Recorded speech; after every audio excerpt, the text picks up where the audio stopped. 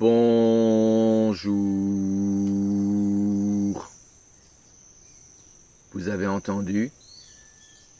Ce bruit-là, la campagne est un milieu hostile. Elle est peuplée d'animaux qui font des bruits bizarres. Oui, petit citadin, tu ne survivrais pas dans un tel environnement. Tu mourrais. Et ça tombe bien, c'est exactement ce dont nous allons parler aujourd'hui. Les gens qui meurent à la campagne, car la campagne ce n'est pas fait pour eux. Sinon, vous ça va? Hein, les citadins? Vous allez bien? Je pose la question parce que moi, moyen, hein, moyen. Là, en ce moment, j'ai regardé l'abîme et j'ai eu l'impression qu'elle m'a regardé en retour. Hein. L'abîme, c'est ça. Je veux des trains partout, tout le temps, pour nous emmener n'importe où, n'importe quand. Décroître, ça se fait aussi de manière planifiée et inégale selon les secteurs. Parce qu'on aura besoin probablement de certaines industries consommatrices pour maintenir la balance commerciale, vu qu'on va continuer à importer des trucs. Et donc forcément, si on veut diviser par 10 notre consommation énergétique en comptant le fait qu'on veut se réindustrialiser pour pas dépendre de l'esclavage chinois, tout ça, on est d'accord là que le canard tichot réactionnaire, s'il veut plus de trains partout, tout le temps, si jamais le mec, hein, il veut réindustrialiser la France pour pas dépendre de la Chine, on est d'accord qu'il a besoin de plus d'énergie, hein, voilà, il a besoin de plus d'électricité, plus de production, hein, on est d'accord? Ça semble logique. Alors oui, on a plein de centrales, on va les garder, on va les user pour soutenir la transition décroissante qu'on va organiser ensemble. On va s'en servir jusqu'à créer les conditions pour se passer d'un réacteur, puis de 2, puis de 3, puis peut-être de tous un jour, ou pas. On verra comment ça avance. Ne sommes-nous pas là, bel et bien, face à l'abîme? Et puis ça sort d'où ce besoin de fermer des centrales nucléaires? Pourquoi est-ce que le mec il veut fermer des centrales nucléaires? Et ce mec il s'est dit un matin, ouais non mais en fait ce serait bien de les fermer. Pourquoi? On sait pas, mais tu vois le mec il se dit ouais non il faut les fermer. D'ailleurs qu'un artichaut réactionnaire est tellement réactionnaire que voilà, il propose un retour au champ.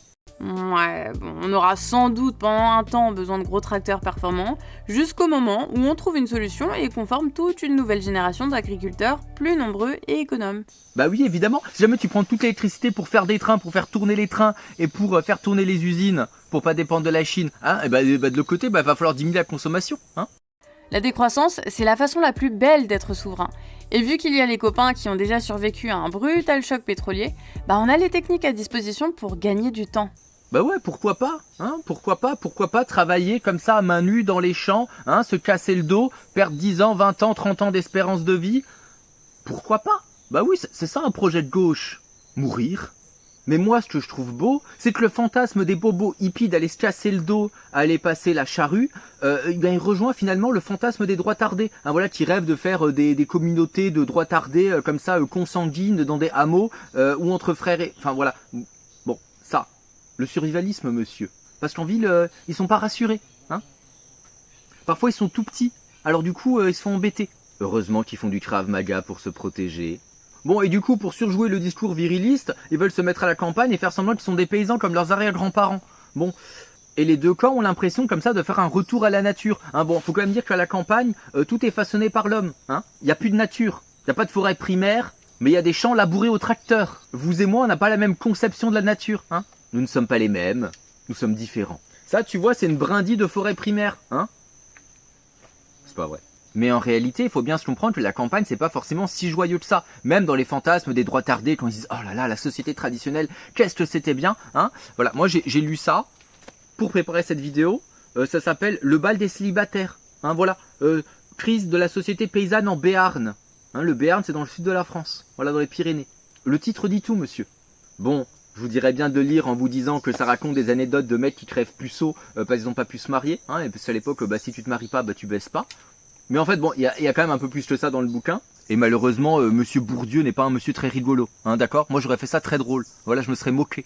Mais lui, le monsieur, il veut faire de la sociologie. Bon, ce n'est pas très sérieux, nous aurions préféré en rire. Mais ça t'explique quand même ce qui crée les conditions du mariage dans la société paysanne. Et si on comprend comment les gens se marient, on comprend aussi comment est-ce qu'ils restent célibataires. C'est parce qu'ils sont moches. Non, c'est pas vrai, c'est parce qu'ils sont pauvres. En tout cas, ça t'explique quand même que si jamais t'habites dans le bourg, et pas dans les hameaux à côté, dans les fermes, eh ben t'as plus de chances de te marier. Et en plus t'habites dans un bourg, et plus t'as des chances de pouvoir aller même chercher des filles un peu plus loin, pour pouvoir te marier. Parfois même d'aller chercher un partenaire à la ville. Et dans le bouquin, on apprend également que les femmes ont plus tendance à quitter les bourgs, à quitter les hameaux pour aller en ville. Du moins significativement plus que les garçons. Donc si jamais tu es un incel, c'est pas là que tu vas pécho. Triste. D'ailleurs, il dit un truc quand même un peu rigolo. Il dit qu'en fait le célibat des cadets, et ben c'était vécu à l'époque comme un sacrifice. Voilà, on se sacrifiait pour la collectivité. Est-ce que vous là, ceux qui sont parmi les cadets, est-ce que vous avez envie de vous sacrifier pour la collectivité? D'ailleurs, dans le bouquin, à un moment donné, ils disent que si jamais t'as des sœurs, t'as plus de chances de pouvoir pécho, parce qu'en fait, tes sœurs vont t'apprendre à danser, tes sœurs, en fait, vont te présenter leurs amis, etc. Donc voilà, bon, fréquenter les filles, amen les filles. Donc si jamais toi t'as envie de te mettre à la ruralité, voilà, comme certains le préconisent, c'est mieux de venir déjà en couple, parce que c'est pas là que tu vas rencontrer quelqu'un. Mais ça se fait, on appelle ça des néo-ruraux. D'ailleurs, dans le film Autonome de Bégodeau, il interviewe à un moment donné des néo-ruraux. Donc c'est ces bourgeois là, ou ces gens de la classe moyenne qui travaillent dans le tertiaire, qui viennent pour se mettre au vert, pour refaire leur vie. Donc ce sont des gens qui ont fait ce choix-là, c'est des gens qui savaient ce qu'ils allaient trouver, c'est un choix conscient. Et je me suis jamais sentie propriétaire de quoi que ce soit. Je vis, je suis propriétaire de moi, c'est tout. Et en fait, j'ai la chance d'avoir pu avoir des sous de par mes ancêtres, on va dire ça comme ça, de manière large, un peu de sous. D'ailleurs, ce qui est bien et pas bien dans le film Autonome de Bégodeau, c'est qu'en fait le type ne juge pas, tu vois, il va interroger les gens, il va leur parler, il va les faire raconter un peu leur vie, et il va pas forcément porter un jugement. Ce que je trouve d'habitude assez libérateur dans le cinéma, c'est qu'on n'est pas toujours obligé d'avoir un regard moralisateur sur ce que font les gens, on n'est pas obligé toujours d'être en train de les juger. On peut laisser le spectateur se faire sa propre opinion. Bon, par contre, lorsqu'on tombe clairement dans la dérive sectaire avec des mecs qui se font des sudations et c'est hyper dangereux, et c'est clairement des gens hyper louches, bon, un petit jugement pour condamner en fait les débiles, qu'un jugement, qu'un avertissement et qu'on regarde pas avec un air attendri de bourgeois en train de dire « Oh quand même, ils sont mignons, oh c'est folklorique », ce serait peut-être un peu pas mal. Parce qu'on remarque quand même pas mal que dès qu'il s'agit de se foutre au vert, on a quand même pas mal de gens qui viennent avec des délires ésotériques, avec plein de pseudosciences. Bon, parfois ce serait quand même un peu bien qu'on arrive à, à trier le bon grain de livret. Ce qui a vraiment un intérêt, ce qui est absolument n'importe quoi, ce qui est dangereux. Par contre, il faut savoir que c'est pas parce que toi t'es en couple et que t'amènes ta compagne à la campagne que ça va forcément bien se passer. Parce que si jamais toi t'amènes quelqu'un qui est habitué à son petit confort de bourgeois, qui a l'habitude de sortir, qui a l'habitude des beaux appartements, qui a l'habitude de voir des amis, qui a l'habitude d'aller au café, d'aller faire des activités culturelles, elle risque vite de se retrouver complètement coincée dans sa campagne. Et c'est exactement ce qui se passe dans Stromboli de Rossellini. Alors là, c'est pas vraiment à la campagne, c'est un village de pêcheurs, mais on comprend la logique, c'est un peu plus ou moins la même. C'est un type, il habite sur l'île de Stromboli, qui est une toute petite île. Alors qu'il est sur le continent, il rencontre une fille, il se marie parce que c'est arrangeant pour les deux, et en plus ils se plaisent bien. Et forcément, lorsque la fille, elle débarque sur l'île de Stromboli, où il n'y a rien, où tout est cassé par le volcan, où il n'y a plus que des vieux, forcément, la fille, elle prend peur, elle veut pas habiter là.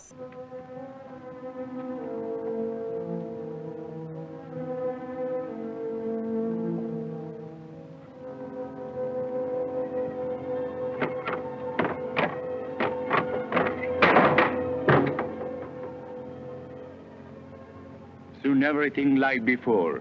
Before what? Qui c'erano un mondo di forniture. Guarda. Look, come. This is bedroom. Avant la guerre, elle vivait dans le luxe, et puis là, maintenant, elle se retrouve dans un taudis. Faire le grand écart, parfois, c'est pas facile. En plus, la fille est jouée par l'excellente réalisatrice Ingrid Bergman. Voilà. Elle est dans le top des meilleures réalisatrices d'après Mademoiselle. Sans jamais avoir réalisé un seul film en plus. Donc là, on se rend bien compte que lorsqu'on va s'installer dans un lieu un peu reculé, il va falloir faire des sacrifices. Sacrifier une vie mondaine, sacrifier des loisirs, sacrifier un certain confort de vie, mais surtout, tu vas être jugé par la communauté. Parce que quand tu vis dans un endroit tout petit, reculé et tout le monde se connaît, tout le monde sait ce que tu fais. D'ailleurs, c'est le thème de la communauté, comment est-ce que vous êtes jugé par la communauté. Je vous renvoie à cette vidéo-là de la chaîne Vulvon, si jamais ça vous intéresse. Voilà, pour approfondir. En tout cas, il se trouve que dans Stromboli, les mecs du village, ils vont être un peu jaloux que ce mec, il arrive avec sa belle femme et tout, et ils savent bien qu'une telle femme va demander beaucoup d'argent pour l'entretenir, et que le mec va être prêt à faire n'importe quoi pour satisfaire sa femme, pour la garder, et donc ils vont juste l'exploiter. C'est beau, la solidarité. Mais vous allez me dire, oui, non, mais moi, c'est sûr, avec ma compagne, on a décidé, c'est certain, on va se mettre à habiter là, on a tout décidé, on va tout planifier. C'est pas obligé que ça se passe bien non plus, même si c'est une volonté des deux. Et c'est exactement ce qui se passe dans le film Asbestas, qui doit, normalement, si vous n'êtes pas des bouseux habitant à la campagne, encore être au cinéma. Ou si vous regardez cette vidéo dans de nombreux mois, il sera sans doute disponible un peu partout, en achat. Voilà. Achat. En gros, c'est un film avec Denis Ménochet et Marina Foïs qui jouent un couple de Français, un peu éduqués, un peu des bobos. qui décident de s'installer en Galice, la zone au nord-ouest de l'Espagne, vous savez, juste au-dessus du Portugal, dans les montagnes. Ils se disent qu'ils vont faire là leur petite ferme avec des produits bio et tout, parce qu'eux, ils savent travailler la terre et tout. Et en plus, ils trouvent le cadre magnifique. Ils vivent un peu le rêve hippie. En plus, ils ont un projet, tu vois, c'est des gens au grand cœur, tu vois, ils ont un projet. Ils décident, oui, vous savez, ces maisons délabrées dans les villages, les maisons abandonnées, eh ben, on va les retaper avec notre propre sou. Comme ça, eh ben, après, les gens, ils vont revenir dans le village et on va faire revivre ce village parce que ce village, il est beau, il est grand. Il mérite d'être habité. Sauf que les gens qui habitent là depuis 50 ans, eux, ils voient bien que ce village-là, en fait, ça n'a rien du paradis terrestre, que c'est compliqué d'y survivre, que c'est compliqué d'y trouver du travail, que c'est compliqué de se marier, que certains d'entre eux sont encore célibataires à 50 balais. Et donc, quand tu vois des bobos extatiques comme ça devant le paysage, on se dit « Ouais, je vais faire pousser mes tomates en bio et tout », eh ben, ils voient des ploucs, ils voient des gens totalement déconnectés de la réalité. Parce que pour eux, ce village-là, c'est un symbole de mort sociale, c'est un symbole de déclassement. Ils voient bien que lorsqu'ils vont en ville, même les putes refusent de les faire monter dans leur chambre parce que les mecs, en fait, ils puent la crasse. Et donc, c'est ça que va explorer le film Asbestas, c'est la confrontation entre, du coup, ces bobos qu'on va suivre, qui sont les personnages principaux, et certains des habitants de ce village avec qui la communication ne passe pas, avec laquelle ne peut pas passer, car ils sont pas du tout de la même classe sociale, ils ne se ressemblent pas. Ils n'ont pas d'intérêt commun. Parce que les mecs qui ont passé 50 ans dans ce village-là, ils ont qu'une seule envie, c'est de se barrer. Et en fait, Sorogoyen, le réalisateur, va transformer cette opposition de classe sociale en thriller. Et cette opposition entre ruraux et néo-ruraux, elle va dégénérer lorsqu'une compagnie d'éoliennes norvégienne va venir dire « Écoutez, je rachète les terres de votre village, hein, voilà, on va mettre des éoliennes. Hein, » Bien sûr, ils vont payer un prix ridicule parce que bon, les Norvégiens, voilà, c'est un pays civilisé, ils veulent pas des éoliennes moches chez eux, donc on va le mettre dans les pays pauvres, genre l'Espagne. Hein, voilà. On externalise la production d'énergie chez les ploucs. Et donc forcément, le couple de bobos qui vient de débarquer, qui trouve le paysage magnifique, il a pas envie de vendre ses terres, tu vois, il se dit, bah non, j'ai pas envie de vendre mes terres à la moitié du prix, enfin tu vois, c'est pas logique. C'est juste une grosse compagnie énergétique qui veut abuser de la misère des gens. Sauf que les gens qui habitent là depuis 50 ans, eux, ils s'en foutent qu'en fait c'est pas le prix du marché, ils s'en foutent qu'en fait on se fout un peu de leur gueule. Eux, ils voient là une occasion de se barrer, ils voient là une occasion de se casser. L'occasion d'aller à la ville, l'occasion d'aller faire autre chose que de trimer dans les champs, que d'être agriculteur, pour gagner une misère, pour survivre extrêmement difficilement. Et donc c'est un film qui est extrêmement angoissant, parce qu'en fait, si on veut, les deux camps ont un peu raison, c'est-à-dire qu'on comprend le pauvre, qui finalement en fait il a juste envie d'avoir une autre vie. Mais en même temps on comprend un peu le bobo qui a pas envie de se laisser faire par une compagnie qui clairement se fout de leur gueule, et parce qu'eux ont un projet sur place, eux ils sont bien là. Sauf que bien entendu la compagnie d'éoliennes peut pas commencer à construire des trucs si tout le monde n'a pas vendu son terrain. Hein, tu vas pas mettre une éolienne dans le jardin de quelqu'un qui n'a rien demandé. Et donc les ruraux qui veulent vendre, c'est-à-dire en fait ceux qui sont encore un peu dans la force de l'âge, qui ont 40-50 ans, qui peuvent encore refaire leur vie, contrairement peut-être à ceux qui sont plus anciens, qui ont encore quelques mois, quelques semaines à vivre, et qui, eux en fait finalement ils ont envie de mourir dans leur village parce que c'est là où ils ont toujours vécu. Les plus jeunes, eux, ils en veulent vraiment aux bobos. Ils en veulent parce qu'en fait, ils leur privent de cet argent qui pourrait leur permettre de commencer une nouvelle vie. Et donc, ils vont faire pression de plus en plus fort sur Marina Foïs et surtout sur Denis Ménochet. Et Denis Ménochet, c'est pas une petite bête. Hein, voilà, c'est un steak. Sauf que le personnage de Denis Ménochet, c'est dit dans le film, c'est un universitaire. Donc il a beau être un gros gabarit, c'est pas le mec qui va aller se battre. Surtout qu'en face, ils ont des fusils, hein, et puis on se doute bien que les bobos, non, les armes, non, pas du tout, pas pour moi, franchement, non, vraiment, ça me rend malade rien que d'y toucher. Enfin voilà, le tralala habituel. Et puis surtout, en fait, les mecs du village, on montre une scène au début du film, où les types sont là, comme ça, en train de choper un cheval, à main nue, un cheval sauvage, pour le mater, et qu'ils arrivent à mater, ils sont je crois 3 à un moment donné dans le film au tout début, à réussir à mater un cheval sauvage. Hein, donc tu te doutes bien que si jamais t'as 3 mecs qui arrivent à mater un cheval sauvage, hein, c'est quand même une bonne bête, hein, un cheval. Hein. C'est plus gros qu'un Denis Ménochet.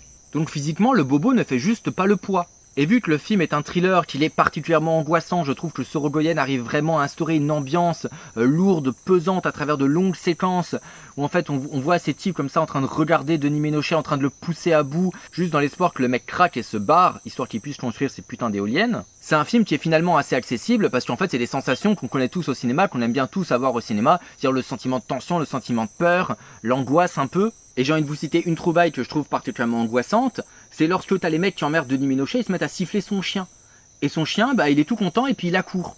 Et là tu te dis, mais en fait ton chien il est censé te protéger, ton chien il est censé, tu vois, être le rempart entre l'adversité, entre l'altérité et toi. Et en fait là, non, le chien il est tout content, il voit quelqu'un et puis il se met à lui faire la fête et tu te dis, oh putain. C'est-à-dire que là, ton chien, ton rempart de protection, il vient de sauter. Et du coup, t'as peur pour le chien, qu'est-ce qu'ils vont faire de ce putain de chien qui les a suivis sans rien dire? Mais surtout, le personnage est laissé sans défense. Et je trouve ça particulièrement bien senti. Moi, ça m'a fait des frissons. Et je veux quand même dire un mot sur le personnage de Marina Foïs, qui est pour moi peut-être le meilleur personnage du film. C'est-à-dire que le film est divisé en deux. Voilà. Il est divisé en deux. Une première partie plus centrée sur Denis Minochet et une autre plus sur Marina Foïs. Et Marina Foïs dans le film, c'est un personnage, en fait, tu vois, quelqu'un de très calme, de très stoïque, quelqu'un qui, en fait, à qui on la fait pas, qui est apaisé, mais qui est ferme. Et qui arrive comme ça à se faire respecter. Et je trouve que ça contraste parfaitement avec le personnage de Denis Minochet qui était peut-être un peu plus sanguin, un peu plus prompt à s'énerver, un peu plus prompt à avoir peur. Et je trouve que le calme qu'elle dégage en fait un personnage réellement intéressant. En tout cas, si vous aimez les thrillers, si vous aimez voir les ploucs bobos se faire martyriser par des paysans à cause de leur classe sociale et des positions qu'ils prennent à cause de leur classe sociale, je pense que ça vaut le coup. Voilà. Gros plaisir.